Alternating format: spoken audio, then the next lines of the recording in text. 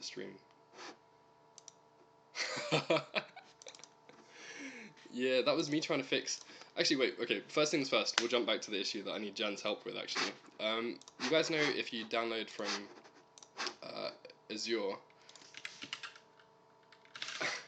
I can't follow like one specific thing during this stream. I really should have like produced a better plan. But yeah, when you guys try and download like the latest version of OpenNFS from the continuous integration, I gotta re-sign into everything because I deleted my internet history for the stream. Probably a good shout. Should I show this on stream? Probably not. Okay. You're gonna buy an iPhone? Why? You like doing all of this like Android stuff, right? Or at least all of these open source projects support Android first as a target rather than iOS.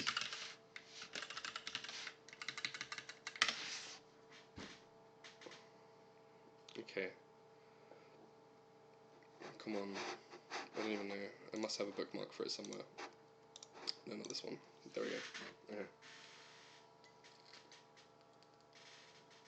So yeah, when you try to download the GCC build of OpenNFS from online, it crashes with it saying there's all those DLL errors, right? And so the reason for that, at least what I've been able to gather, I'm trying to read the chat as well. A little bit up so you don't use it as a phone. And now you do, but you won't. Okay. Download this. And I'll whack it on my desktop. I already got one. Okay, so when I run this, oh, it's running in a different window. You get this error on libpng and zlib and all this stuff. So Jan pointed me in the direction of this dependency walker program, which shows all of the imports that are part of a program, and you can see it is genuinely missing these DLLs, right?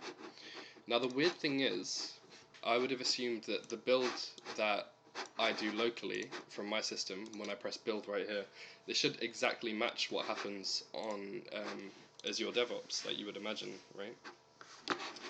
Share the link to that exe. Yeah, cool. Alright, I'll post that now. This guy here. Sorry about the mouse sounds as well.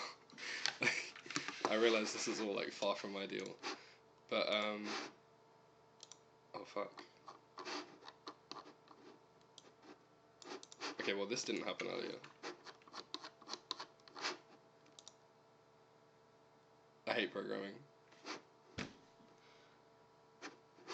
Main.cpp. Okay, stray something in the code.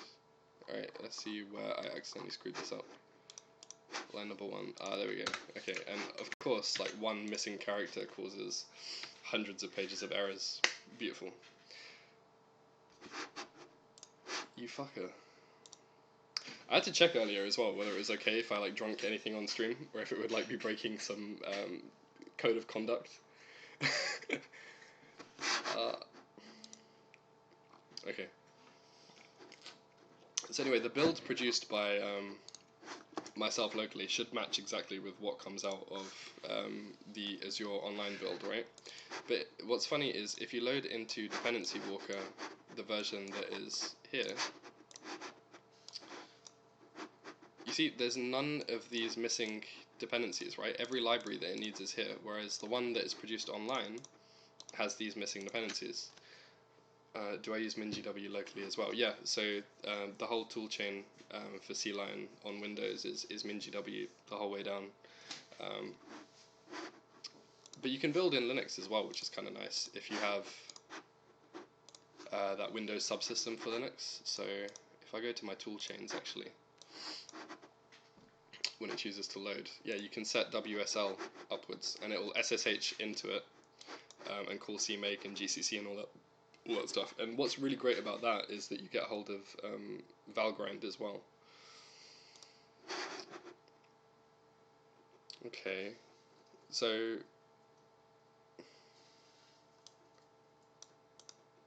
Okay, so what do you think the underscores imply then? See, the only way that I was able to start to think about what this was is I googled what lib half-buzz was. Not hard-buzz, that'd probably return a very different set of results. But half-buzz, a text shaping engine. So I figured that that was part of FreeType. And then if you go to FreeType, so FreeType is what I use to generate images of fonts that I can bind into OpenGL to be able to draw fonts to the screen for like 2D rendering and all that kind of stuff. But if we're going into lib and then find where FreeType is, yeah, FreeType depends on half-buzz, yeah, so exactly. So in the CMake lists file, you can see there's this whole kind of section that talks about literally every library that OpenNFS is throwing errors for when it builds online. So all of these are set to off, which means that FreeType should, in theory, be using its own provided versions of zlib, of bzip2, of libpng, and of libhalfbuzz. I haven't set them to on. If I set them to on, then I would have to provide my own copies of those libraries, and those would be extra dependencies for the project, or submodules that I'd have to add. So the fact that they're off should mean that like the whole build just works fine, right? You would imagine, but apparently not. And so what I noticed up here in the options is that you can actually set these variables, CMake disable find package half-buzz to true, to disable a dependency completely. So I imagine like FreeType has some strange fallbacks built into it for dealing with these packages not being available. So maybe it can't use libpng to like do some accelerated PNG extraction. So I set all of these to true, or false, sorry, in my main CMake up here if there was a defined environment variable for Azure CI. And it still didn't work, so I'm a little bit lost. But the weird thing is, this whole thing works perfectly if you build on Azure, but with the Visual Studio compiler. So, how do I fix the crazy clocking? Oh, alright, okay. Alright, you want to actually talk about interesting things. So crazy clocking's, you know what, honestly, I'm not really sure, because well, as stupid as this sounds at this point, I still really, this is my first game engine that I've ever programmed, so I'm not 100% sure how to fix crazy clocking. So what Spark's referring to is the fact that if you run the game without vsync enabled, it runs at like unlimited frames per second. And, you know, I do explicitly call, when I initialize the renderer, using some GL extension, I try to enable vsync for the entire OpenGL instance. This is what this glfw swap interval 1 does. So that should mean that for every graphics card that it runs on, it should run at vsync, which would lock the FPS to 60. But unfortunately, I think a lot of older graphics card drivers don't properly implement the mechanism for vsync like that. So in the main loop, where I do the simulation, you can see that I basically perform all of the game logic inside of this section. You work out what the current time is, and then how much time you took for the entire frame. And from that whole process, you get how long the frame took. And if you know how long the frame took, then you know how long to simulate the physics engine for. So I directly pass in that delta time, the difference between the current time and the last time, so the frame time. I pass that into the physics engine, which is Bullet just accepts as like this step simulation function. And then it breaks down that time difference into 100 different substeps, and it tries to finish all of them. So in theory, what the Bullet documentation tells me about this is that Bullet should actually be uncoupled from FPS. It should be FPS independent because of this time step. But there's a whole bunch of documentation online for Bullet step simulation about choosing the right number for it. And if anything, this number right here, this should be what affects how unstable or stable the physics engine is at high FPS. So the thing is, I'm not really 100% sure of it. Like, I think sometimes you guys think I explicitly understand every part of the code that I write, but a lot of it has been sticking libraries and things like that together. I'm not really in a position to fully understand the physics engine and the reverse engineering and all of that other stuff. So I kind of pick and choose my battles, and this is a battle that I haven't properly fought yet, but I can tell it's important to you, Spark, so will try. I do have, I think Rach as well, you've read this book, that Game Engine Architecture book, and it briefly talks about how you can solve this, but I think I just need to do more reading on it, because I have no clue at all. But yeah, I hope that covers your question a little bit, Spark, a teeny bit. Anyway, the really juicy thing that I want to talk about today, moving from why OpenNFS doesn't run properly when you download it to clocking onwards. Yeah, this Need for Speed high stakes PlayStation 1 geometry load. So, what's kind of cool, I'll take you guys on a little adventure here, right? I mounted the beta version of Need for Speed high stakes PlayStation 1. So that's mounted locally, and it's available as this disk. And every car is stored in Viv, a Viv container. So Viv's just like an archive format. If you actually look at it in a hex editor, it's pretty much, I'll show you. It's pretty much, it always starts with this big F, right? And then every 4 bytes after that is just an offset to a position in the file for another file. So if you were to read this and check out exactly what's at the offset 256, then you would find an entire file, and all we would do is in C is write that file out to another file. So this whole file is literally just a container of subfiles, and all of them are pointed to in this first section up here. So I could use my Viv extractor, but I'll use a classic one, NFS Wizard. And if we go into NFS Wizard and open up one of these Viv files, a car that looks cool. I feel like it's got to be the Lamborghini Diablo. Like, it just always has to be. The geometry is stored in, well, guess which file the geometry is stored in. Geo. And it doesn't support drag and drop because it's like a Windows 98 era app. Almost crashed my whole computer.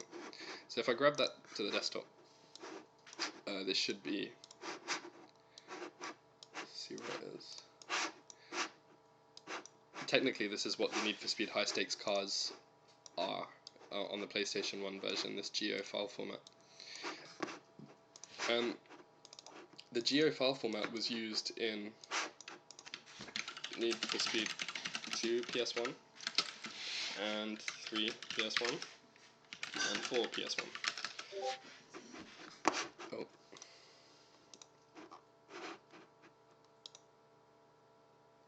Oh no, your disk image is corrupted.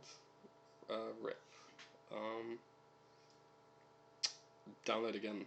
I don't know what to say. What I'll do is, I'll take the MD5 of my download, and then paste it to you so you can tell. I've got CRC32.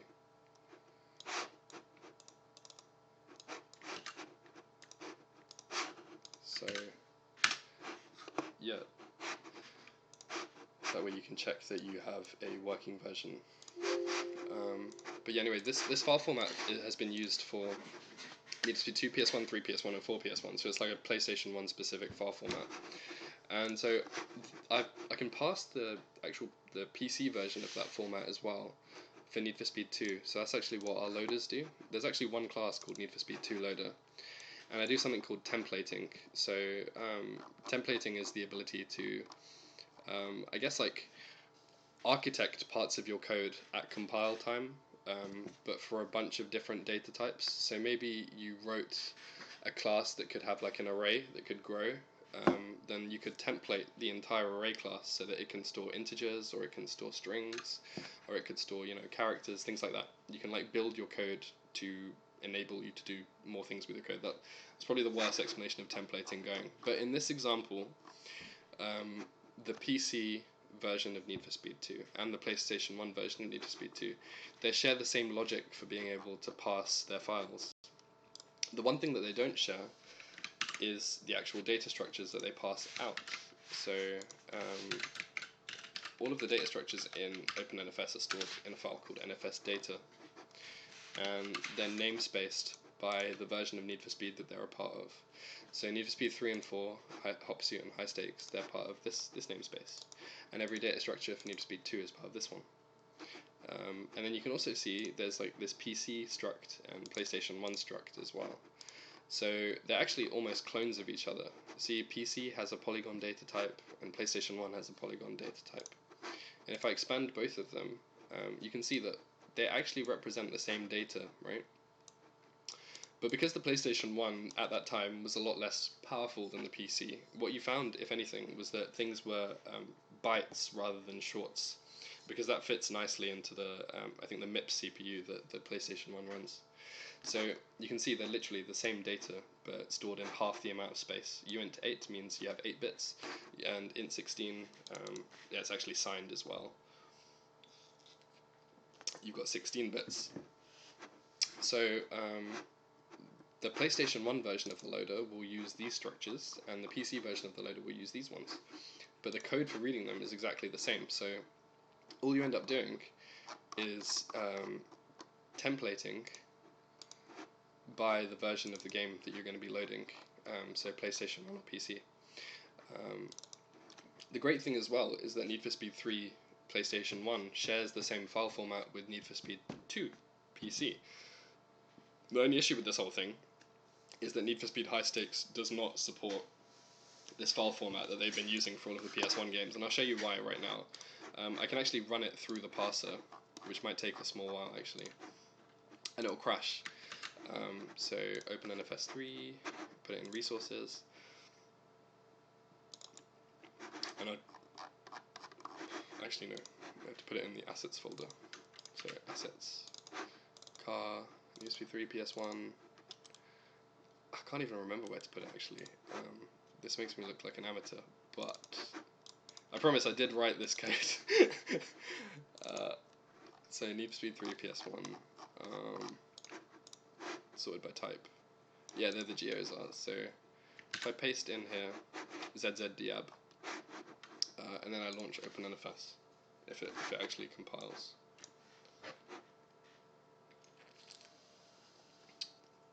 Again, tell me when you guys get bored as well, and I'll try and do something more interesting. Somehow. I don't know how, but like, I can try. Okay, so it's going to rebuild the renderer, because, what did I change in the renderer? Oh yeah, I enabled vsync. So it'll conditionally build the one file that changed, but I'm sure you guys all know that, because Jan you program, Rach you program, Spark you don't program yet, but you need to. Okay? I'm waiting for you to learn C++ so you can contribute to this.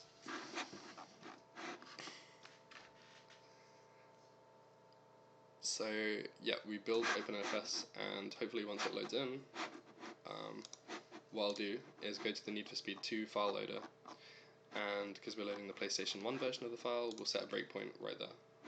And actually I don't think I launched it in debug mode, so come on you fucker. Close down, close down. Oh, who messaged me? General.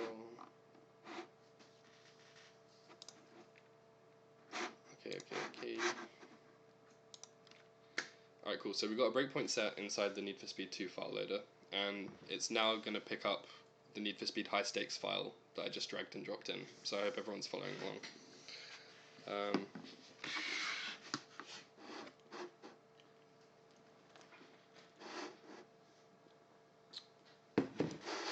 The only issue is, in debug mode, because of using the STL, so like std vector and things like that, they're just extremely slow to run in debug mode. There's no pressure that they put on the developers to like make these classes run well for game developers. So it's a bit of a pain in the ass when every frame takes like 20 times as long. But anyway, Need for Speed 3 PS1, we're looking for zzdiab, because that's the one from High Stakes. So if I click that, and the code should now have breakpointed at the beginning of our file loader. So I set up this rotation matrix, which is nothing impressive. Like, all it does is let me rotate the parts of the car all the way around. So sometimes when I read a car body model in, like, it might be flipped 180 degrees. So I can literally put 180 here in X or Y or Z, depending on where it's flipped. And when you multiply every vertex of the shape, so every point, by a rotation matrix, it'll move it around. So it's just a quick way of getting rid of any rotations in the source geometry. So yeah, we come in, we start reading, and we have a vector of car meshes. So every car in OpenNFS is made of car meshes or car models. And car models are just a container for vertices and the name of the file and the UVs to look up the texture data, all that kind of jazz. Anyway, we open up an input file stream, and the first thing we do is create a geo file header. So maybe fix need for speed, outback, vertical, water a bit later. yeah, one day. I'll get around to that. I mean, the thing is, what is that? All of the fixes that you want Spark, they all take place in this function right here, generate UVs. But I'll talk about that later. You have to read the file, blah blah. I get a header, so this is going to try to read this structure in the geo header that we discussed earlier. And it'll now store it in its own little reference to it. And if you read this, it doesn't look anything like any of the previous geo file headers that I've seen before. This unknown2 usually has a value of 0x00, and for the high stakes versions of this file, that's not 0x00, so I can tell already my parser's pretty much like destroyed for this. It won't work. But anyway, we'll start reading the first part, and when we start reading the first part, I'll read that block header in, geo block header, and geo block header, it's destroyed. So there's no way in hell that any shape for a PlayStation 1 version of the game could have like 2 million or 2 billion vertices for it. So already the file format is just completely different to anything I've seen before. Now the juicy part of this entire Twitch stream, and I think I've been trying to get to it for ages, is yeah, we have this debug copy of Need for Speed 4. And the greatest thing about that is it comes with something called the linker address map. So I'll put that in a text file here.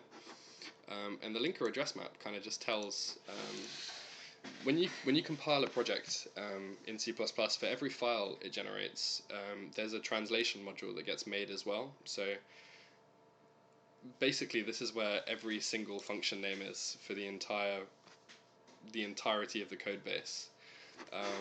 We'll go further into that. So I'm going to load up IDA. IDA is an interactive disassembler. You can use it to reverse engineer a whole bunch of things. But earlier, I was trying to take a look at this Need for Speed 4 executable. It's like 1.2 megs. Which is really small for a game. We'll let it load in.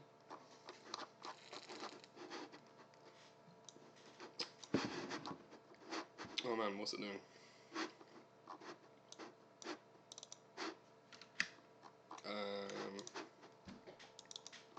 I feel like I'm having all of my issues now that I'm streaming. Like, this didn't happen before.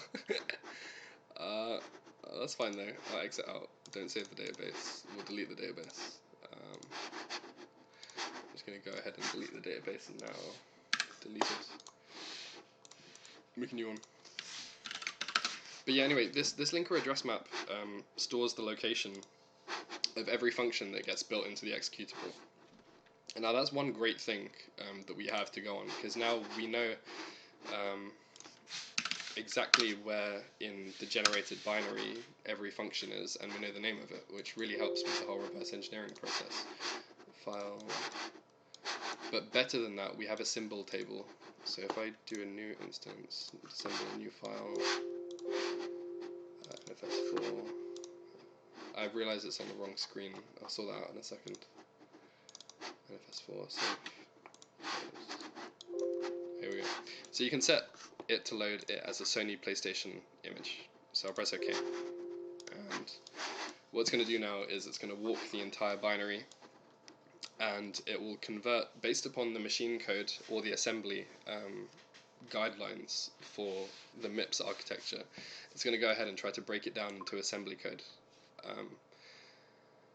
And so that's what we have here, right? And a quick little thing we can do, just to double check that we have our assumptions right about how everything's wired up and this map being valid, okay, is, let's just take a look.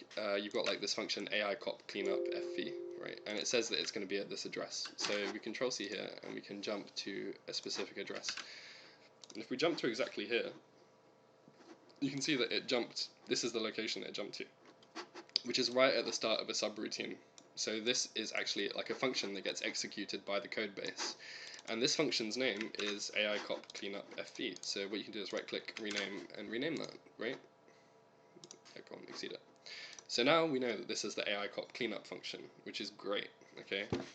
What we want to do is be able to traverse this entire file and put all of these file names in automatically into the IDA disassembly of it, right? Using hex-raise decompiler, then what we can do is go in, view, open subviews. Where are you at? It doesn't look like the decompiler supports when you rather first demangle it. Yeah, probably. This is the thing. Like, this is slightly outside of my realm of experience. I haven't done too much of this actual like exe reverse engineering, so I'm not even sure. Like, keep typing and tell me what demangling means. But outside of this map file, what we also have is this symbol file, and so symbols get generated when you compile a program in debug mode. So that if the program was to crash on your like PlayStation 1 dev kit, you would know the exact line of code that it crashed at, because in the symbol file you've got a mapping between the symbols and the source code line. Alright, demangler.com, let's check this out. Enter your mangled symbols. See, the thing is, right, I'm not sure that a PlayStation 1 game from '98 would have been written in MSVC or GCC, because it would have been compiled with some kind of strange Sony compiler. So we'll give it a go, but yeah, let's try it anyway, because this could be interesting. I hope it does work. Alright, paste it in, demangle, come on. Yeah, we didn't find any symbols to demangle. Okay, so that's unfortunate, but I don't think it looks mangled anyway, but I'm not even sure what that really means. But the greatest thing about this is there's a program that can take this symbol file, and you can see how big it is. It's 8 megabytes. We can take that symbol file and we can go and get structure descriptions. So, you know, every enum, every class, and things like that, they should appear in the symbol file. So, let me call this NFS4 sim. Whoops, doesn't matter. Paste that in here, and to get it into a plain text file format, we'll use this program called SimDumper, which someone wrote for PlayStation 1.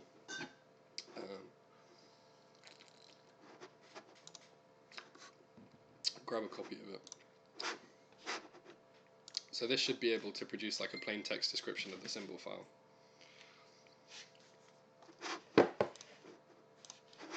Let's check if it did. So we paste that in here, rename it because we like pretty file names, and we use PowerShell. If we use simdump and we run it on nfs4.sim, and we move it to, sorry about the keyboard, move it to symbols.txt, then at the output of this we should have hopefully a breakdown of all of the data structures that are built into this Need for Speed 4 PlayStation 1 game. And what we can hopefully do is, as part of maybe like a future project or as part of OpenNFS, I'm really not sure, we'll go through, write a script that allows us to integrate this IDA view with everything we see in the symbols document. So you can see there's like a data type here called car tstats, and it says how large it is. And it also says these are the members that are part of it. So there's an integer called crash, and there's another integer called wrong way. And there's all of these other things as well, coordinate definitions. So we eventually get to like start getting an idea of like what data structures went into this. And so that vastly accelerates me having to go through and, you know, recreate these things from scratch in my NFS_data file. I can almost just directly copy it. But what we can do is, if we have the structures and we have the names of the functions, and we find the function responsible for loading that geo file, then I can just directly port out the Need for Speed High Stakes PlayStation 1 drawing stuff. But the real like fun part of this whole thing would be there is this Tomb 5 project, and I think they did the same thing for Diablo as well. The entire game source code was recreated from, this was me posting earlier to get some help from these guys, but the entire game source code was recomposed from just the symbol and map linker files, and they've been able to recompile it to load all the way up to the title page. So if there was a big enough community behind it, and if people had the traction and the want to do this, and it would be really fun because it would involve learning about all this reverse engineering and hacker-esque stuff, then we could actually get like a source level description of a Need for Speed game and recreate it and rerun it, which I think would be awesome because, you know, it would show us how the AI worked, and I don't think in the history of the NFS franchise like that opportunity has really been there, because all of the developers seem to like run to Tomb Raider. So yeah, I don't know, just something interesting to think about. If we really did want to, we could probably start a project of this scale, and recreate Need for Speed High Stakes PlayStation 1 from source. But in the short term, what I will be doing is using this symbol description and this map file, even though they both contain pretty much the same data. The symbol file contains a lot more. I'll be using that to write the Need for Speed High Stakes parser. Yeah. Okay, so that covers, I think, that part of things, I think, pretty well. Let me check what else I wanted to talk about today.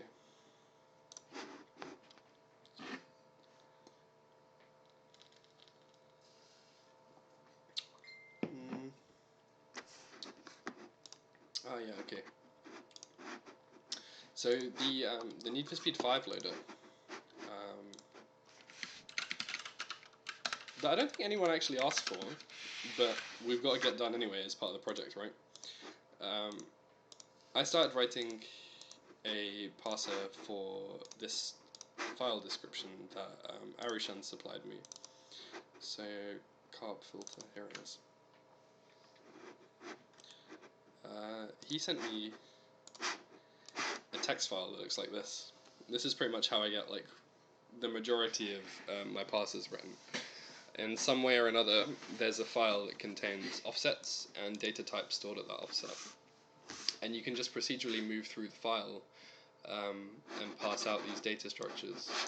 So for the Need for Speed 5 loader, I'll show you what we do. I should really stream across two screens, or try to bring two screens into it somehow. But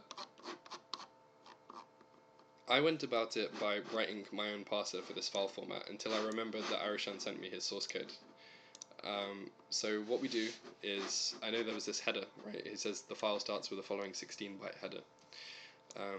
So I create a structure in my NFS underscore data file called CRP header underneath this NFS5 namespace, right?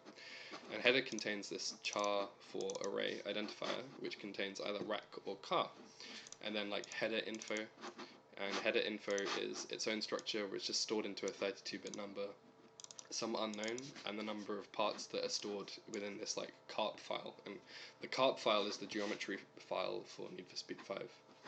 So for header info, I just have a really simple struct, and because we know that the bottom 5 bits we don't really know about, and we know the bottom 27, well the other 27 bits are the number of parts, if we shift the number to the right by 5, then we get rid of these 5 bits, and we're just left with this 27 bits, which is the number of parts. So that's pretty much it. And to get that unknown chunk as well, you can just do a bitwise AND with a bit mask that gives you the bottom 5 bits. And I can explain that if people don't know what I mean. But anyway, yeah, we read this header in because this is how the header is described. Identifier, header info, an int, another int, blah blah blah. And you read that directly with this function, like an input file stream, read the file stream, and then read it into this header description that I've made. And how many bytes do we want to read from the file? We want to read like the size of this header, which is 16 bytes or like hexadecimal 10. So that's cool. So now we've got the header to the file, and you just keep following through. So for every single one of these structures that Arushan or Addict or Jesper said that they would be in there, I write another header file structure, and I just pass into it. But at a certain point in time, there's this kind of divide between, you can't directly read some of these structures out, because some of these structures have like a variable number of entries, right? So if I was just going to read like a structure, and that structure contained like 150 vertexes, and each of those vertexes was its own structure, then I couldn't just read all of that runtime dependent information into one structure at a top level. I would almost need my own container format around it. So eventually you start writing these really weird parsers that store your own STD vectors of objects and then iterate through and read and blah blah blah and do all this manipulation. And when I eventually read how Arushan wrote his carplib, I realized there were a lot of shortcomings in the methods that I've been writing to read these file formats back. So he does this whole concept of like encapsulation, right? So in general, I'll create a struct and I'll directly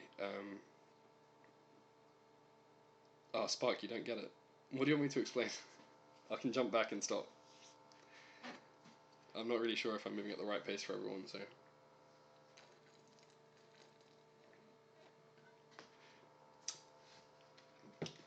What don't you get? That's putting you on the spot, isn't it? Let me know what you don't get when you think about it, I guess. So, yeah, no, we have these structures.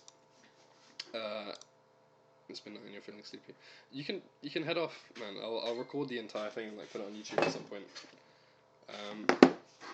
But yeah, no, in general, I have these really dumb structures, and yeah, sometimes I get exotic with it by putting. That sound is so loud. By putting functions in, but the functions don't affect the size of the structure. They don't get counted when you call this size of, so it still reads the correct number of bytes. But the thing is, Arushan writes his parsers in a completely different way. He has like an entire source file dedicated to each of these structures. So instead of just like one header struct like I have, he would have a file called carp file, and when you create a carp file instance, it sets in its constructor all of the values of this table to defaults, and then he can call like a read function on it, which will go through and pull all of this data out of the file, and at the same time after that he could write a write file function as well instead, so that he can like write this structure back to the disk in the right way at the right offsets and all of that kind of stuff. So it's like it takes a ton more source files to write a parser Arushan style, but in the end it's a lot more flexible. Like you can rewrite the file, you can modify the file, you don't have to create these like meta structures of other structures. Where will you be able to see the replay? I don't know yet. I only started recording like half of this, so I don't know, can I like, on Twitch, can I like press? How do you save a clip to Twitch? Does anyone know?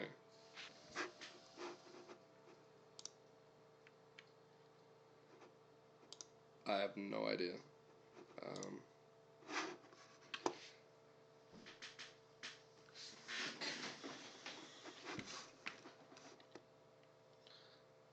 Yeah, no clue. Sorry. I'll work it out afterwards. Yeah, so he has this whole encapsulation method of writing his parsers. So in the end, instead of re-implementing everything he does, yeah, it's pretty cool, right? The recursion in the video. Instead of re-implementing everything he does, I implemented his carplib, and I'm going to go back and rewrite all of these parsers in this encapsulated way, so that probably end up with like 15 times the amount of source files. But in the end, what it should mean is that you can modify these file structures and flush them out to disk a lot better.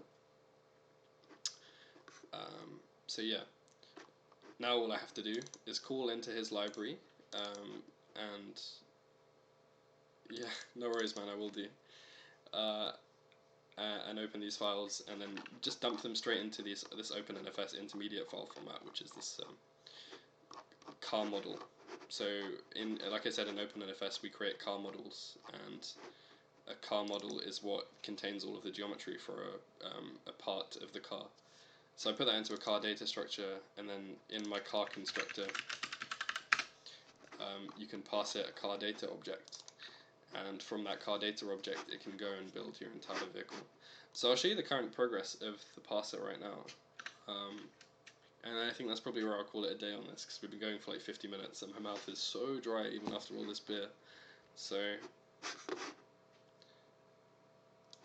yeah, it loads up.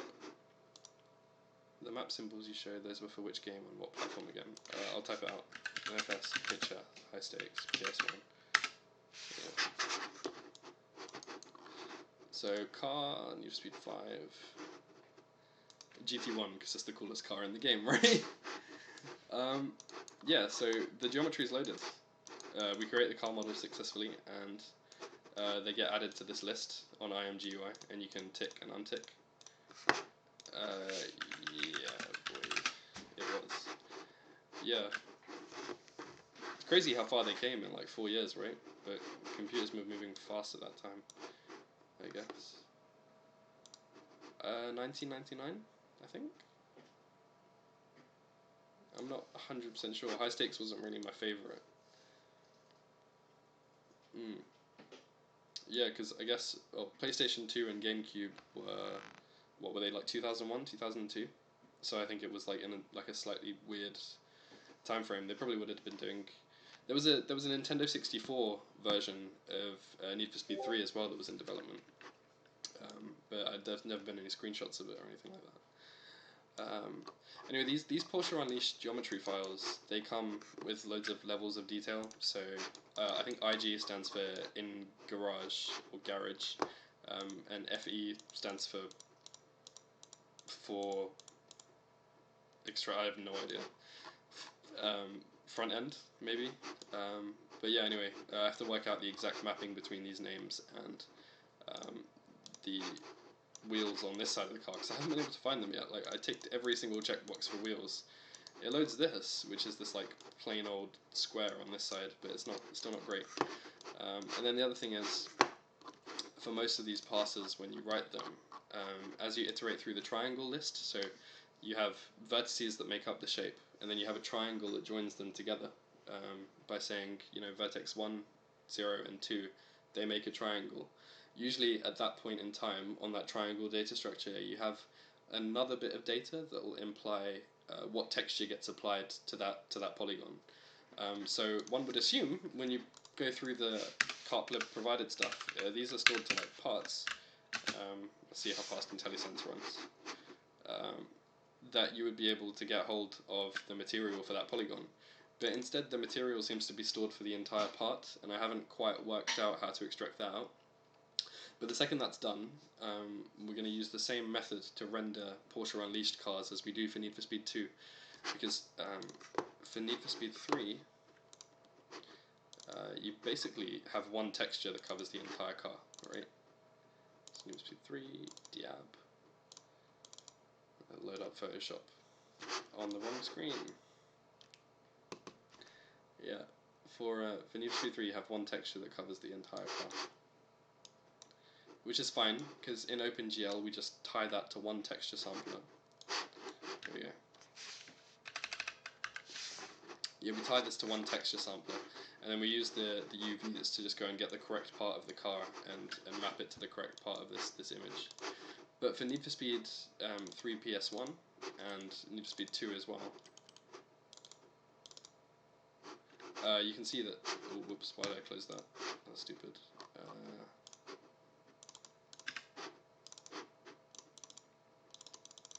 The car is actually made of a ton of smaller textures.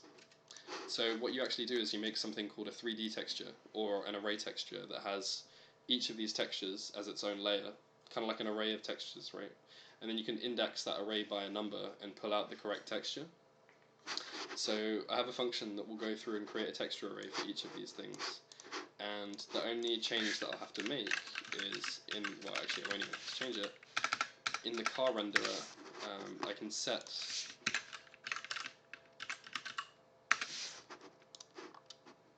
this boolean called set multi-textured. If I set that to true, then the shader will actually use this texture array that I was talking about, rather than just the single car texture for Need for Speed 3. So the mechanisms are in place once I can be asked and get around to it. But there's just so much work to do on OpenNFS, and there's so little time for it. It's surprising. But yeah, I'll just try and crack through each thing one at a time. But yeah, anyway, I think that's probably where I'll call it for today. Because again, I've been chatting for an hour and it just feels weird. I'm not used to streaming yet. I hope you guys got something interesting out of that. And I'll do it again if there's any demand for it in the future. But yeah, that'll be me signing off. You liked it? Good. I'm glad. I'll depending on like who's in the stream next time, we can go into like further technical detail or try and cover like big picture OpenNFS stuff as well, like architecture decisions, because I know we drilled down into small parts of it. But the thing is, I'm really not used to talking about the project with people that know what the project is, so I never know what kind of detail to go into when I explain these things. ETA next stream, we'll call it like next week, maybe next Friday, or I don't know, maybe Sunday. I don't know.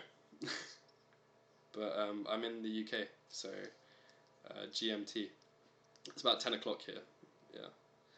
What about you? Good. Good. I'm glad you guys did. I mean, I did it for you too, so